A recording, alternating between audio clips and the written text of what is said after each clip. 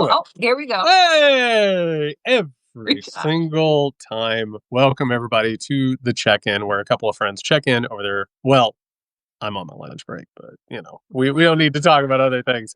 Check in over their lunch break, see how they're doing living under increasing authoritarianism and fascism. Danielle Moody, how are you? I am good. I was just You're saying, glowing. I was just saying, I am doing a mix of being on holiday and working, and saying, look, what are we doing? If we can't find joy, if we can't get moments of joy, you know, just suffocating in this misery that they want us to be in, like, who are we helping? Right? Like that's the thing. And I've had this conversation, Jared, with my therapist so many times. Like the beginning of this year was a struggle, It was very dark for me. From like basically from the election until April, May, I was not okay, right? Was not doing well. My mom, she would call me and I would say, I'm tired, I'm exhausted. And she's like, at some point she said, I don't think that this is tired. Right.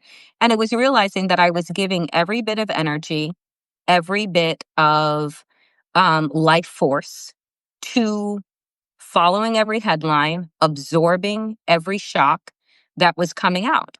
And eventually, my body got to a place where it couldn't sustain it anymore. And that was when we had the conversation, well, should I start taking antidepressants? Shouldn't I start taking antidepressants? And I realized I needed to create more boundaries, more getting to the place of of observing and not absorbing. And so finding now it's summer, I'm on holiday for a bit. Doing, creating some joy for myself while I'm still working. But like for me, gotta find that. Man, that's lovely.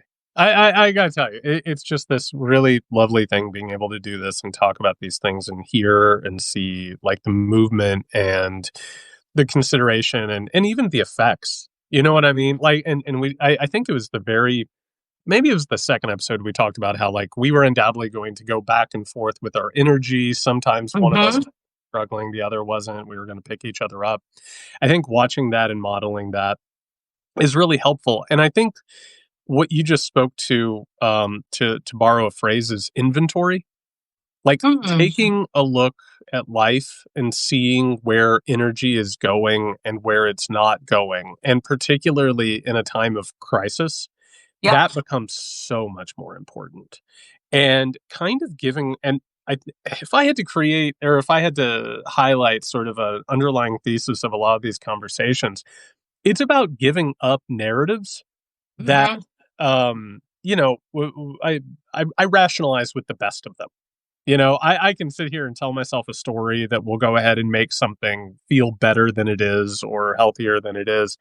And in these moments, I think giving away those narratives and mythologies, whether it's the story of America or the Mhm. story of political progress and cultural progress, being able to do that, but to also be able to be like, man, this is an exhausting time. Yep. I'm going to be exhausted. I'm going to feel deflated and beat up because I'm being beat up. Being able to sort of navigate those things, I think is absolutely key. And I love seeing that for you. Because I think, and the word that I use all the time that is overused, but for me, it just is so grounding, is Yeah. grace, right? Like I and we collectively have to give ourselves grace. We've never experienced this before. We've never been in this type of pressure cooker before. We've never been exposed to this kind of scrolling trauma before. We've never been alive and experiencing genocide before. We've never had an autocrat running America before. We've never had and they're all happening at the same time. They're all happening at the same time. And so when we find ourselves like, why am I so tired? Why can't I just power through? Why can't I just mope? Because capitalism tells us that what do we have to do? We got to power through. You're tired, take a pill. You're tired, figure it out. Right. But at some time, it becomes unsustainable if you are not doing the inventory, if you're not checking in with yourself physically, emotionally, spiritually, what do I need to be able to sustain during a time that is increasingly turning the grinder on me, and I feel like I am becoming smaller at a time when I need to be expansive, a time when I need to be not taking on more, but expanding my energy more because I need some type of protective dome around me so that we can continue to do the work, have conversations, connect the dots, have analysis about what's going on. If I don't create that type of intentional dome around me, then I get crushed, right? That's what the grinder is meant to do. And then they poof, move on to the next person. So if we're not giving ourselves grace and space at this time, then we are feeding the machine whose desire and purpose is to crush all of us, right? So it's like if you have to think about what's the intention of this regime? What's the intention of this movement? Right? It is to crush us. It's to make us small. It's to make us fearful. It's to fill us with anxiety. So then what is my response to that? I have to figure out what that is. And for me, it is nourishment. It is rest.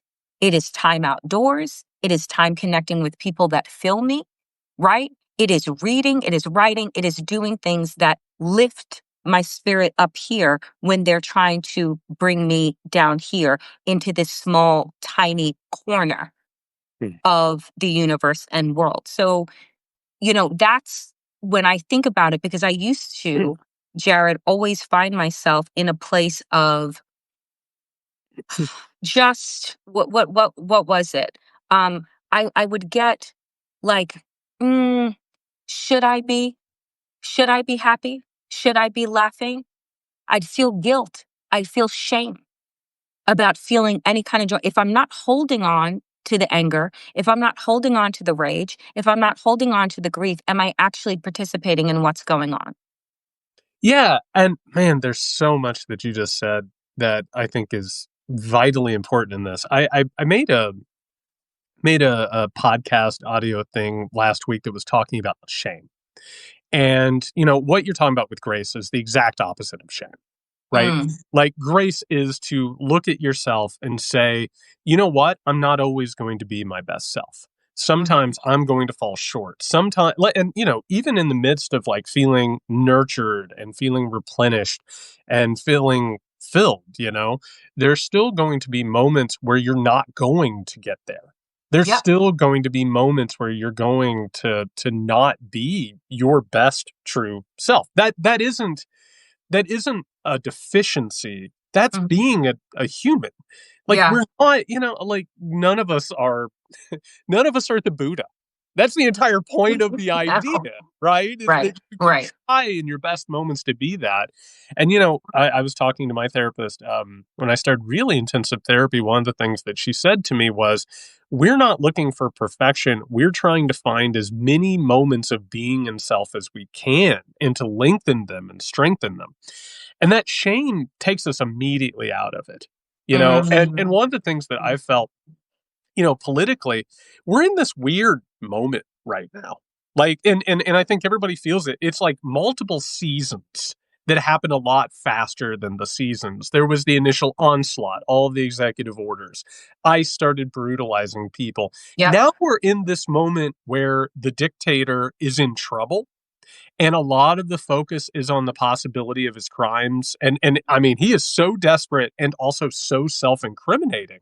And as we're He watching, won't shut just like he he, won't shut the fuck up. he will not shut the fuck up. And he can't stop telling on himself, right? And as that's happening, you and I think a lot of other people, there's still brutality happening. We're Yep. finding out what's happening in these ICE detention centers, and they are torturing people. We're Mhm. finding, I mean, like in Gaza is just one of the most disgusting things. And on top of that, we're being gaslit by the Mhm. people who enabled this genocide, who are now like, oh my God, what's going on here? Somebody needs to stop this. And it's like, oh my God, go fuck yourself. In the midst of all of that, we are having to like take a breath We're having to nourish ourselves. I talked a couple of weeks ago, I think, about how a lot of what we're doing is a primal response of what it feels like to be in danger. And you find the moments where you can pause and reflect and rest when you can. And that shame, that's when it creeps up. Mm, That's when we start looking at the things that we have done or the things that we haven't done. And it's a thief. It takes mm, away that nourishment. It takes away that grounding. And there's another aspect to it too, which is self-empathy. And the way that we're responding right now, and we've been talking about the difference between being a fully integrated adult and being mhm, a child. When we were children, we all went through trauma. We mhm, all went through things that really tested us and actually made us fall into patterns of behavior that have happened later in our lives. And mhm. for me, like one of the reasons why a dictatorship feels so familiar is because I had a dictator in the home. I Yeah. had multiple dictators in the home. And the places where I went, including whether or not it was at school or a church, there were dictators there too. And Mm, so it was constant. Well, when I was little, I couldn't stand up to the violent dictator, because it meant more violence for me. It meant that my needs weren't going to be met. Now, as an adult, I have to learn how to do that and how to be an adult and how to make decisions for myself. But guess what? I can't have shame over how I behaved as a kid or how I yeah. behaved before I started healing. And at the Yeah. same time, I have to have self empathy for myself as I'm healing, as I'm growing. And a lot of people are being asked to do that. I always describe it as flying a plane while building it. Yeah. And that creates a back and forth moments, days where we feel like, oh my God, I'm getting it. Mhm. I'm healing, I'm progressing, and then days where it's like, oh my God, this is hopeless. I can't do this. And so we have to learn to take those moments of nourishment and growth and progress and nurture them while also simultaneously having empathy for ourselves in the past and the days where we don't come through. And it happens, but we have to love ourselves in that way. And I think, and the fact is, we're not taught how to do that. No. So then we judge ourselves for not being able to love ourselves through moments that we were never taught how to genuinely love ourselves. Now, for those that have had family situations where they're like, oh, there was love in this home, and for all of these things, there is something different about learning, though, how to love yourself. We are creatures that follow what is modeled for us, right? And if that kind of self love and nourishment is not modeled for us, what ends up coming up is everybody else around me seems totally fine. Yes. What's wrong with me? Yes. Everyone else seems to be what? Powering through. Why am I having a breakdown in the middle of the day? Why am I crying when I'm looking at these pictures? Why don't I want to get out of bed? And the assumption being made is that everybody else knows how to get through. No, what we have learned from what and modeled is masking behavior. Yes. We all wear some form and kind of mask and shield because we haven't learned how to love ourselves. And for those of us who have had, I don't know, either deeply traumatic experience or some type of insight or opening that says, I need assistance here. I can't power through.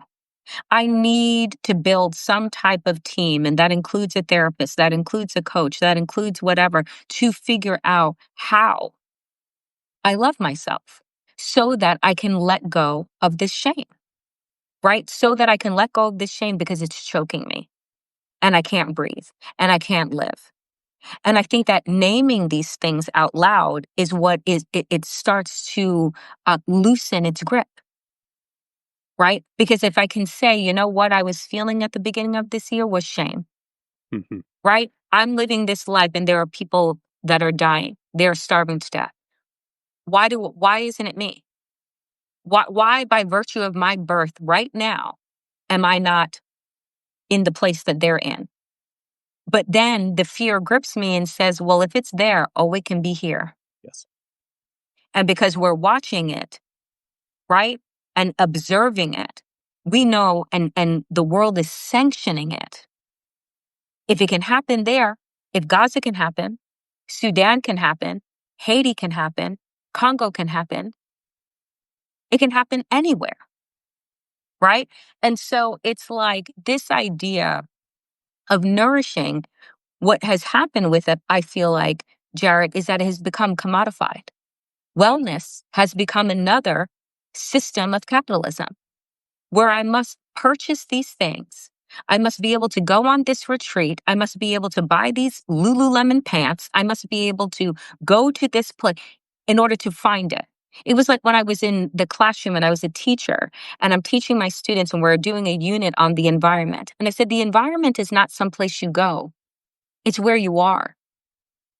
And for these little kids in an urban area, they're like, oh no, we go to the environment, right? They meant a park or a beautiful skateboard, but no, the environment is where you are, right? So how are we taking care of where we are? We don't all live in the mountain or on a beach or on an island or X, Y, and Z. So it's this idea that we have to, it's all about our mindset, how we are showing up, but really how we're showing up for ourselves, because the outside is always going to be in some form weaponized against you, right? Like the outside is about picking us all apart, taking what it is that they want. We are products, we are cogs in a machine, and capitalism takes. And without some type of protective shield, without some type of shame meter that says, I'm not what I produce, right? I am worthy because I am. Not because of who loves me, not because of the luck of my birth, because I am. And it takes so much to get to that place because everything around us tells us that we're not. And so for me, I'm like, you know, how we get to this place of teaching ourselves, relearning, unpacking, and then relearning the world through a healthy lens is so much work. It's so much work to do. But without it, we're left in consistent shame spirals. Yes. And patterns that we repeat over and over again, whether it's with partners, with work, with family, with friends, you're just repeating the same things over and over again because you haven't learned how to pause, reflect, and then pivot on what you're learning about yourself and what you need. And what you just said is the essence of the actual horror at the experience of being a living, breathing human being in the United States of America, which is to look at patterns and look at where you have played a role in them. MAGA, right wing, and all moderates, pragmatists, you name it, like all of these dysfunctional entities that are creating these problems, it's about victimization. It's just Mm-hmm. happened to them. Right? They Mm-hmm. didn't do anything wrong. Why are people wanting to talk about these things? It's so much easier to have a narrative where the world has happened to you. And in all these things, all these cycles, there are two parts to those cycles that come together and they play out and they do exactly what you were saying. And I think what goes along with that is that this culture is wired to make you feel that way. Like, it's not just the commodification, it's the literal algorithms, it's the literal products that we are given and the messages we receive. And I'm thinking a lot right now about how social media works this way and how it has worked this way all along. I remember when social media first came around, I was filled with this sense of dread and self-loathing because, my God, the people around me were doing so much better than me. Right? They Mm-hmm. have these shiny, happy pictures of themselves. Mm-hmm. They Mm-hmm. had all of these awards and accomplishments. You know, I'm a writer. They were getting the publications. They were getting the contracts. They were getting the notoriety. And I saw all of these things, and you know, it took a long time to realize it, but we've been acting as each other's jailers. We've Mm. communicating something that isn't real about ourselves. And I remember when I started having success, I would talk to people and I realized that like what I had been doing or what I had been achieving had been communicating to other people that they weren't doing well. Right. And that I somehow or another was living some sort of a charmed existence that they looked at and they wanted. Meanwhile, inside, Danielle, I was torn apart. I wasn't Damn. living. Yep. I was scared. All of the things that had always harmed me were, like really churning up in me. I wrote this memoir a while back about my life, and people would come to me, and it was like, "Oh, it's so great that you were able to exercise all of that." I was like, "No, it's worse. It's actually churned up, and it's more present now." And now something I think has shifted, and I think this comes along with healing, recovery, but also what this moment requires of us. If I see someone right now who doesn't seem bothered, who's still doing the performance, they're still communicating and showing up like with I mean, you watch a video or something and the person is just like they have almost like that car salesman sort of thing, Yep. like, come here we are, or a real estate agent or something. I look at that now and, like, there's something inside of me, an alarm that goes off, and I'm like, "Oh my god, are they actually okay right now? Are they deeply, deeply wounded and they're hiding it, or do they support MAGA? Do they Mhm. support fascism? Are they fine with it as long as it's helping their pocketbook?" And I think that movement back and forth, and right now, what do I value? I value authenticity. I value like someone that I can get on one of these streams with and they let their feelings hang out and they talk about the ugly things and they talk about the hurtful things. And all of a sudden I'm able to engage in some sort of intimacy, which is the opposite of fascism. Mhm. They are living in a world in which they cannot be authentic, in which Mhm. they cannot show up and be vulnerable, because to be vulnerable is to expose the soft underbelly and be destroyed. All of Mhm. these people are performing, and they're performing in a way that is more transparent than it has ever been. And if you are noticing that, and if you are starting to value authenticity and vulnerability, you're on the right path. I just want Yeah. to say to people, like, if you're seeing it and that's what matters to you, you are healing and you are progressing and you are recovering. And to think about that and the opposite of it, and it now seems so strange and foreign, but also dangerous. I think that speaks to what we're getting at, which is moving beyond a veneer, moving beyond Mhm. a simulacrum that is a fake life that we have been rewarded for. We've been treated better for this fake thing that underneath the surface is completely hollow and not real, but also really, really destructive. The veneer is what has been celebrated. The Absolutely. veneer is what has been rewarded. It's what has been sold. And it's so obvious now that if you are continuing to uphold that, you're either terrified of what happens when you let it go, or you're so delusional Mhm. about what is actually happening. I keep saying this moment that we are living in, everyone is revealing themselves. Mhm. Everyone, every institution, it is a reveal.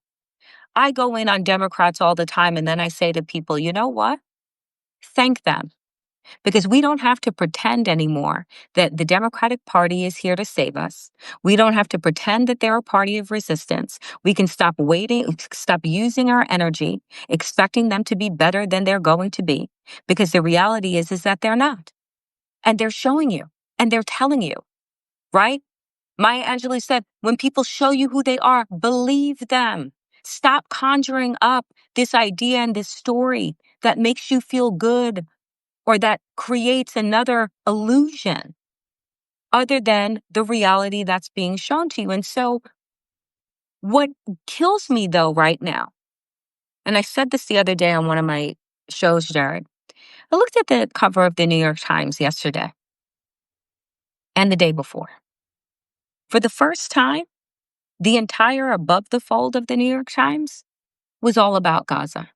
Yep. For the first time, the first time, people think that what has been transpiring, the genocide that is happening, that this started on October 7th. It did not. And and for everybody that's like, oh, well, they're just getting hip to it, blah, blah, good. But the fact is, what makes me sick is that it took how many hundreds of thousands of people to die?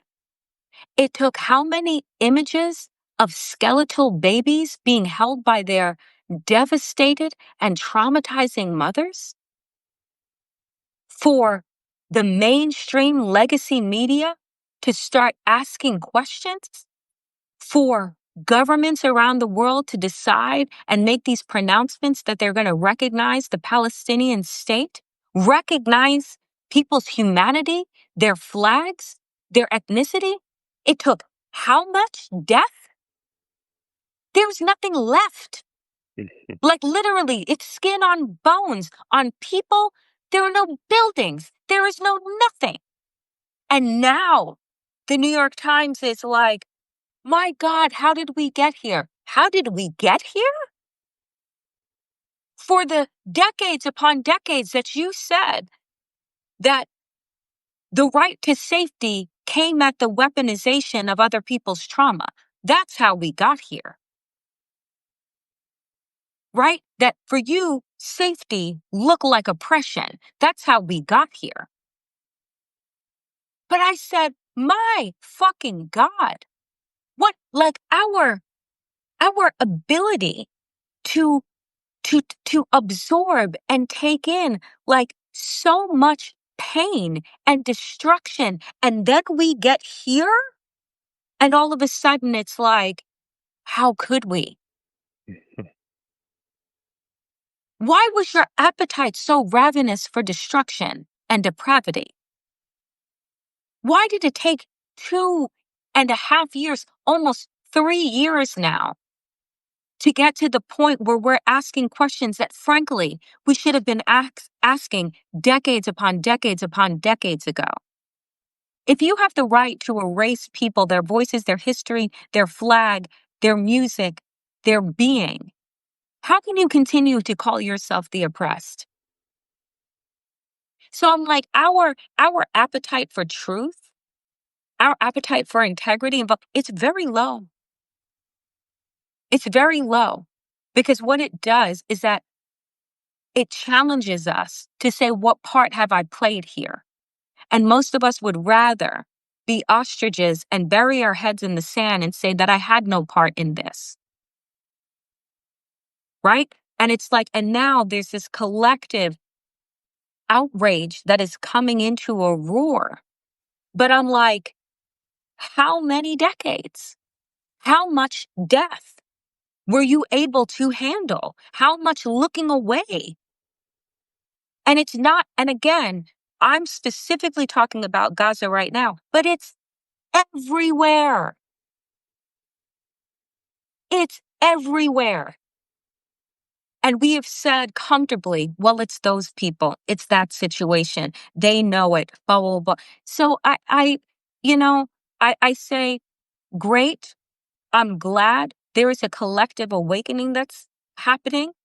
But my God, how much time, how much loss, how much trauma, how much pain are we able to tolerate collectively as a society, as a global society, before we've said, oh, never again, never again. It's a fucking bumper sticker.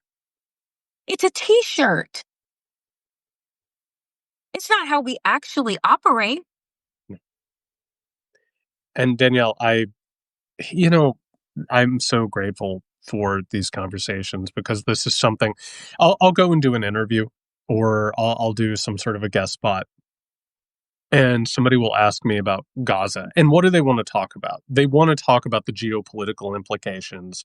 They want to talk about how it reflects the power or the diminishing of the American empire, all of these things, right? And before I even get into that, right now, I just want to say, like, even hearing you describe it, there are moments, and this is about what it is to be a human. These things are so large that sometimes our mind doesn't want to think about them in their reality, right? Like, to actually think about the suffering that has taken place in Gaza is so heartbreaking. To live in a world where those types of things will happen. This is one of the reasons why you'll suffer a tragedy and someone will say, well, there's a reason, right? Like, the universe must have wanted this or God has a reason or whatever it is. And I was just listening to it and I was overwhelmed by just like the the human experience of it, not talking about flags, not talking about nations, talking about human beings and their children and their lives and realities. And I think putting that into context, it brings out something larger. I think I saw the same thing that you saw, which is there was an article in the New York Times a couple of days ago, and the subtitle was something like it called it the worst catastrophe of the 21st century. And I was like, fuck you. Fuck you. You have spent years telling us that's not what happened. Now even Donald Trump senses the changing of the political winds and is like, oh, I got a problem with what's going on in Gaza. The Democrats who enable this, oh, I have a problem with what's going on in Gaza. And the thing that's happening here, unfortunately, when you look at the larger deal, it's the exact same thing that happened to Black people under slavery. It's the exact same thing that happened to the Native Americans in the United States of America. It's the exact same thing that happened with civil rights and Jim Crow. It's the exact same thing that happened with the apartheid state in South Africa. You name it, you name it, you name it. You know, reading through history, like you see these moments where all of a sudden people start talking about how heartbreaking something that was self-evidently was heartbreaking. And do you know why? Because the job got done. The job got taken care of. And in the moment where the job gets taken care of, it's safe all of a sudden to say, well, I didn't feel really good about this. And man, is this heartbreaking. This is the reason why someone like Martin Luther King went from the most reviled human being in the United States of America to someone on American Express ads, right? Mm. Is because the true nature of not just white supremacy and capitalism, but authoritarianism writ large and power and abuse of power is that these motherfuckers, it's not enough for them to crush people. It's not enough for them to take away freedoms and hurt people and their resources and control everything. On the other end of it, Danielle, they have to portray themselves as good. They have Yes, benevolent. they are benevolent. They feel so bad about what has happened in Gaza that they didn't say one fucking word while it was being done. And now that there's barely a building that's standing, now that people are starving in broad daylight, and the pictures have been there, we've seen them. The videos have been there, we've seen them, we've heard the accounts. The abuser has to end up becoming the benevolent figure. Mm. And I'm not just talking about Donald Trump here, and I'm not Nope. just talking about Benjamin Netanyahu. And to go back to Martin Luther King, I want to borrow one term from him, which is the white moderate. Mm-hmm. That is a group of people that have played a role in all of this. They created neoliberal globalism, which has created this nightmare. They gave the presidency emergency powers. They worked with the apartheid. They worked with, people who wanted to exclude Black people.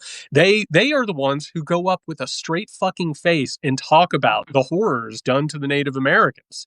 And meanwhile, they don't offer anything in return, right? And here's the thing. What you just said about the favor that we've been done by the Democrats, and I am grateful for it. Like, that's one thing Mm-hmm. that gives me hope is that people are starting to see the truth. Mm-hmm. The thing that separates them from MAGA is not just the lust for power and crushing people. What also separates them is their ability to go in front of a camera, behind a podium, in front of thousands, if not millions of people, and tell you with a straight face that they're on your side. And oh my God, does it hurt their heart.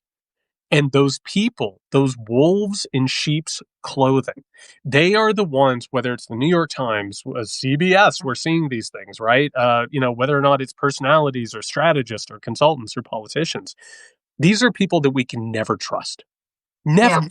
And they have Yeah. no place whatsoever in politics. And I don't mean that like in any way besides the fact we should not trust them with our votes.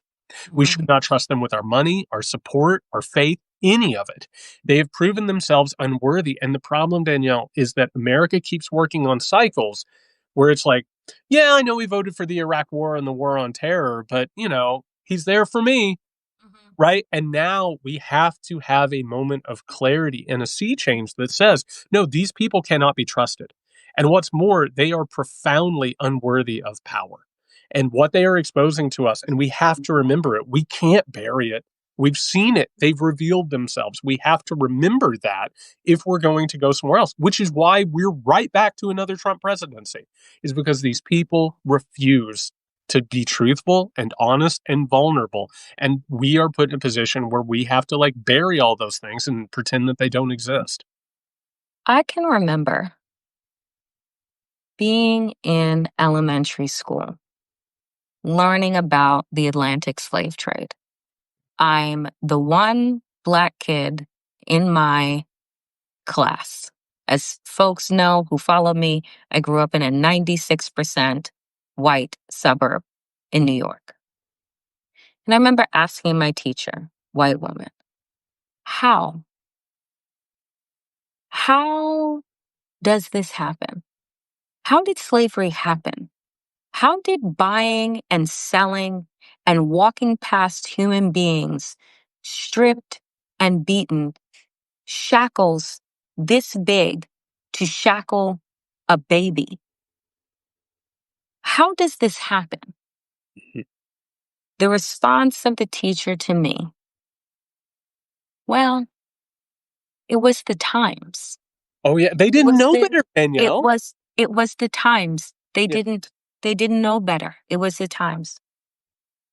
Jared, I believe 50, 60 years from now, if this rock, this spinning rock that we're on right now still exists, if this country that we're in still exists, a teacher is going to be in front of a class or on a screen, and a child is going to ask, how did no one do anything about Gaza?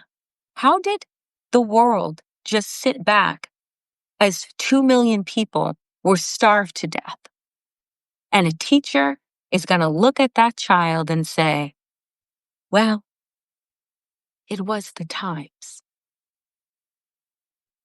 With no consciousness, no connectedness, and I'm not saying that the teacher needs to have the answer, but what I'm saying is don't fucking gaslight me.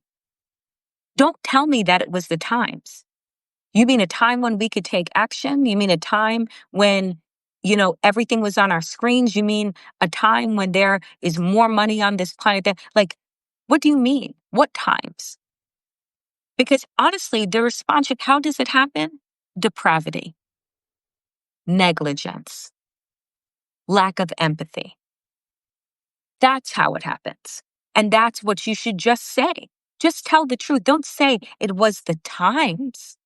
A time when it was good, it was okay to sell human beings, to shackle babies, to use them as bait to feed to alligators. Don't gaslight me from the beginning and say, this is the times. You know what's wild about it, Danielle? It's amazing, and I think telling. We look back at the founders. They were the most brilliant people who talked about freedom and created liberty. And that's, I mean, maybe the most brilliant people has ever happened, but somehow or another, they didn't think about that. They thought about freedom and liberty and all those things, but that just didn't occur to them. But you know what? That's horse shit. Because when I was writing American Rule, I went back and I read their notes. I read their books. You know what else I read? I read the books of slavers. And you know what's funny about it, Danielle? Do you know what they talked about more than anything? The reason why it was okay to do it. They Mm, obviously needed to tell themselves and tell others why it was okay. It wasn't that nobody thought at the time. Abolition has been around for as long as human bondage has been around. yep. And by the way, we're living, breathing human beings. If you go out and you see someone hurting on a street and crying and anguished, what is your natural response? Oh my God, this person. I feel bad for this person. I hope they're okay. That isn't about a time period. That's not about what historical period you live in. That's being a human. That's actually being open to those things. And what we're talking about right here, and I just want to outline it, is we're not talking about someone not considering these things. We're talking Mhm. about rationalization. We're Mm, talking about people who want to enrich themselves and hold on to power, and they tell themselves a soothing story in order to do it. And what did the slavers tell themselves? Danielle, the slaves needed it. They were just mhm. innocent creatures. And if they didn't have the benevolent patriarch leading them and giving them discipline, it would fall apart, which, by the way, was helped by religion and white supremacy and you name it. The entire thing that we're talking about is whether or not we seek refuge in these fantasies and these soothing stories, or whether we move past all of that bullshit and listen to the human element within us. We know what's right and wrong. I've been so wrong in my life, and there have been times I've looked at it and I've been like, well, I did it for this reason or that reason, even as I've been healing and progressing. You know what the stone cold hard truth of it is? Underneath all of it, there was a voice telling me it was wrong, Yep. and I didn't listen to it. I Mm. came up with so many other voices that I could listen to. And anybody who is harming other people and anybody that is harming themselves, they spend most of their time and energy rationalizing, Rationalizing. which is why they don't have the time and the energy in order to progress and grow. We're actually talking about what we prioritize, whether or not you actually want another life, which I mean, my God, that's a hard thing for people to deal with. That's the hardest question that we can have. Do we want the world to be better? Or do I want to use my time and energy and focus into protecting what I have and what I could get? And when that happens, human life doesn't matter because you're telling yourself that it doesn't matter. What actually matters is whether or not you get what you want or what you think you need. And that's how we're here. Yep. That's how we're here. Why are people all of a sudden who either sat silent, took pictures with Netanyahu, cheered on Israel, wore the flag, saying to themselves now, oh my, I must say something because there's nothing left. And I'm like, and the rationalization to say, well, I said, how is it that we have called this place the democracy of the Middle East? How do you have the audacity to call a place a democracy when all people are not free? An apartheid state. When you have separate roads, separate laws, separate license plates? How the fuck do we reiterate over and over again around the world, oh, Israel, the democracy of the Middle East? Fuck you. No, it's not. It's an apartheid state. It is a place where one group of people have rights and another group of people do not.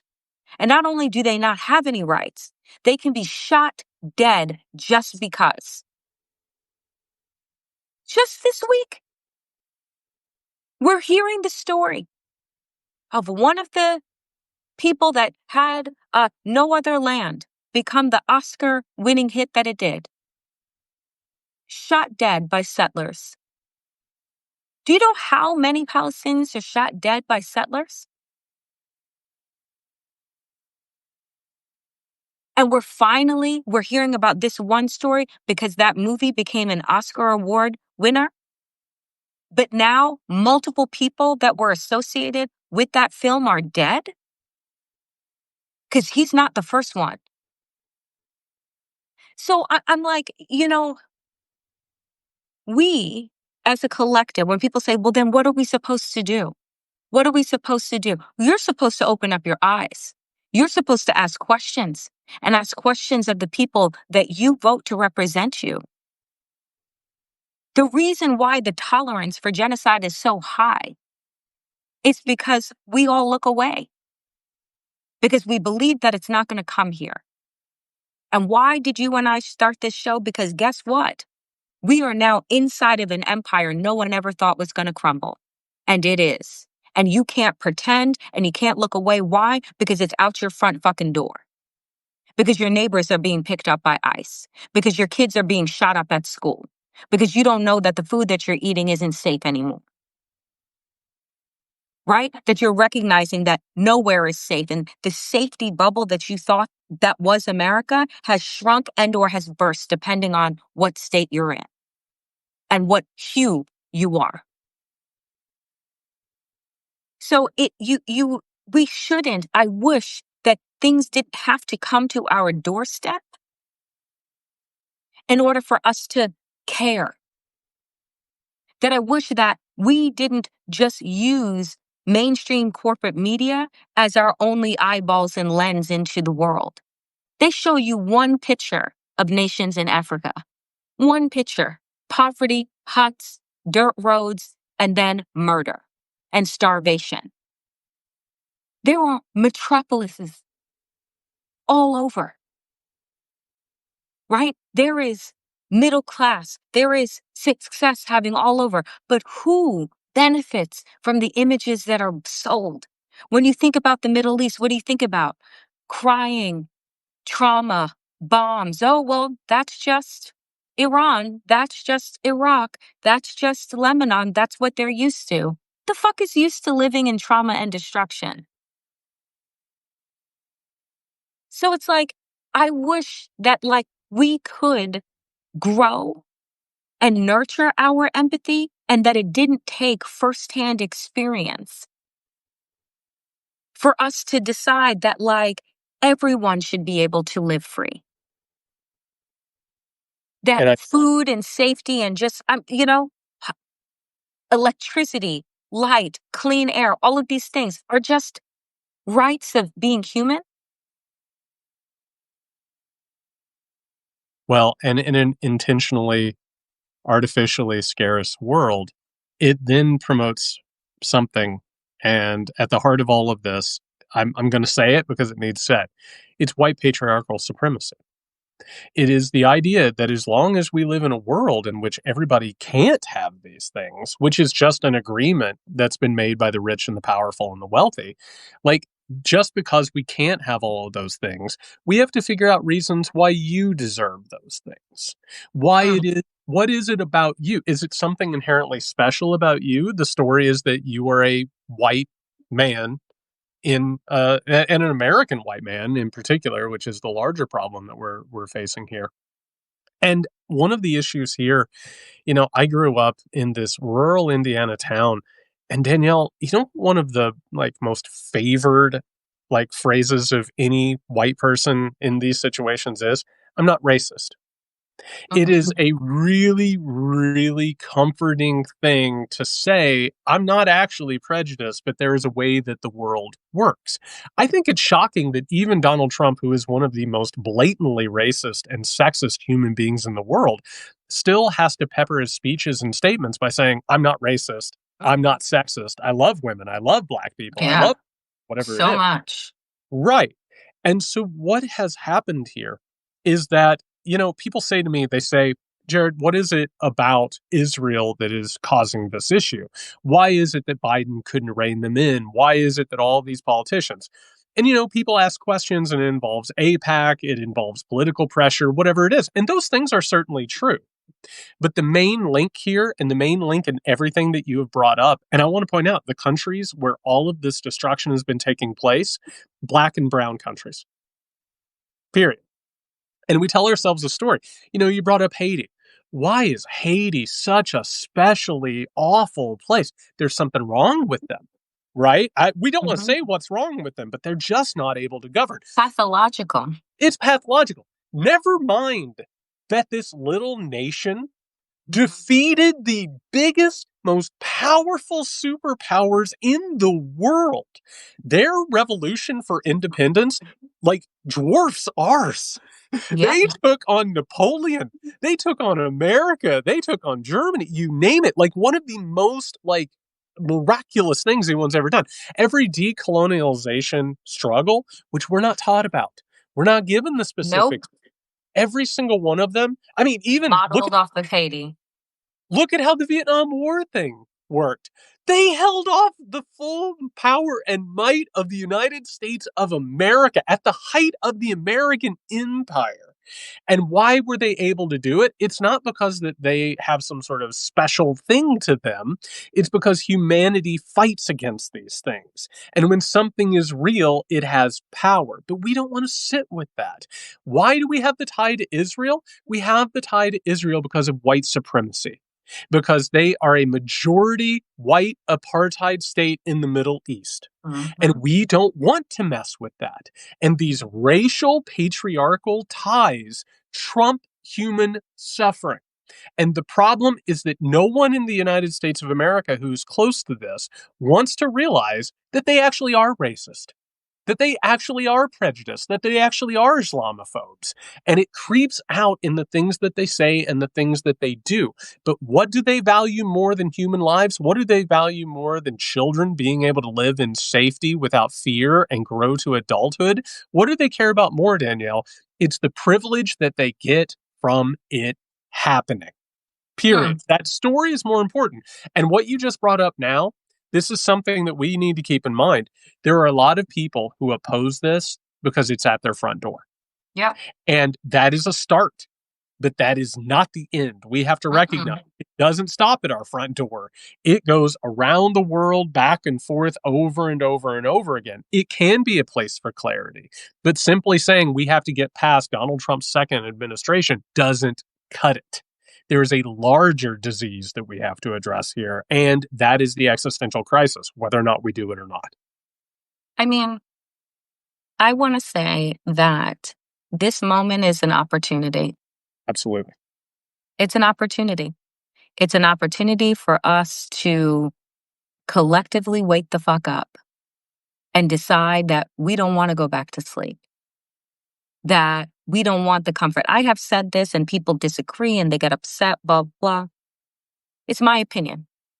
Donald Trump was necessary because if Kamala Harris had been elected, the world would collectively have stayed asleep. Sometimes, unfortunately, how humans have shown themselves over the span of time. Trauma is what shakes people up, right? Comfort does not. Complacency does not. And so we're here now. And the question is, what do we want to do with it? What do you want to do with this opportunity? What do you want to do with this moment? And don't tell me, oh, I don't know what to do. At this point in time, folks, figure it out, right? No one person can point to you and say, oh, this is what I think that you should do. You need to figure it out. You're not a child, right? What can you do? What should you do? Ask yourself those questions and then do it. But if we want change, we have to be change. If we want the world to shift, then we internally must shift. It's not enough to just say, oh, I'm not a racist. Oh, blah, blah, blah. Challenge yourself because every single person has a level of bias in them because of what you've been taught, because of what you've been fed, because of where you grew up. Because there is no way that you're able to not recognize that there has been genocide happening in Sudan, been genocide happening in Congo, been wars happening in Syria, been destruction happening in these places, and we stomach them. Why? Because you were told that those people, those places, that region wasn't worthy of your empathy, your time, or your attention. And you allowed that to be okay. Why? Until we get to a place where we can be honest with ourselves, what we see, what we've ingested, and decide that we want to change, it doesn't mean that, again, going back to the top, that we have to feel shameful, but it means that we have to be honest. We have to be honest with ourselves if we want real change. Why is certain suffering acceptable to us and celebrated? They were signing bombs. Nikki Haley was signing bombs. Who the fuck does that? Who does that? And Yeah. people were cheering her on.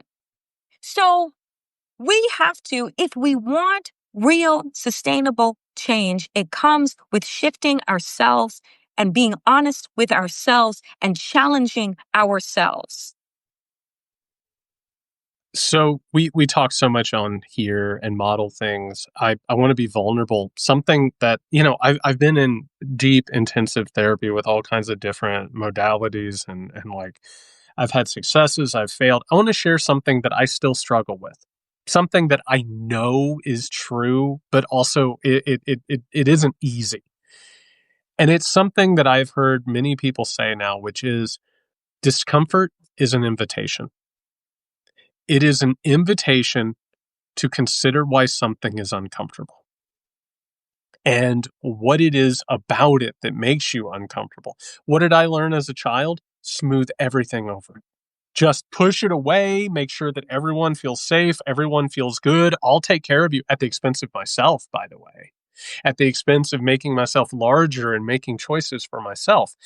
And looking at all of this, it is really deeply uncomfortable to think that not only do we need to win 2026 or win 2028 if there are elections in 2026 and 2028. Oh, if we take back Congress, oh man, we're going to impeach him. We'll get rid of him. It will be totally fine.